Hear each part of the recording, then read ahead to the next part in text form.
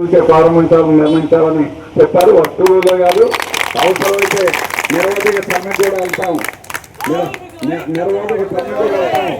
అంతేకాకుండా ఇక్కడ నిరవధిక సమ్మె కాకుండా రాష్ట్రం అంతా కూడా మీకు మద్దతు ఉండేటట్టుగా రాష్ట్ర వ్యాప్తంగా మొత్తం అన్ని జిల్లాల్లో కూడా మీకు మద్దతుగా, ఎందుకంటే అన్యాయం జరుగుతూ ఉంటే దానికి అడ్డుపత్తు ఉండాలి.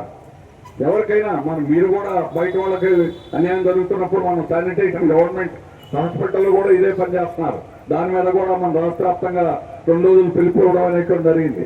తర్వాత ఇప్పుడు ఏదో రాయబారాలు వ్యవహారాలు చేస్తున్నారు. అందుకని ఏదో రకంగా మనం మన మీద ఒత్తిడిని వాడు వీళ్ళు ఎన్ని రోజులు చేస్తారులేని అనుకోవచ్చు. ఎన్ని రోజులైనా చేస్తాం, ఎన్ని రోజులైనా చేస్తాం. మన డిమాండ్ సాధించుకునేదాకా మనం వెనకాడే ప్రసక్తి లేదు. ఇది మన పాయింట్. అందుకని మనకు న్యాయం అయినప్పుడు ఆ న్యాయం కోసం పోట్లాడడం తప్ప మరో మార్గం లేదు.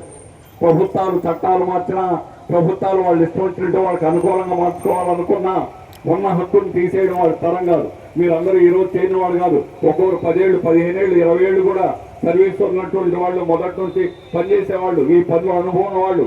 ఇంకొకరు ఎవరు ఈ పనులు చేయలేరు. ఆ పనులు కూడా అట్లాంటి అంత కష్టమైన పనులు మీరు నిర్వహిస్తూ ఉన్నారు. నిజంగా కార్పొరేషన్ టీటీడీ ఎప్పుడూ చేయాల్సింది, కానీ ఇప్పటికి ఆలస్యం చేశారు.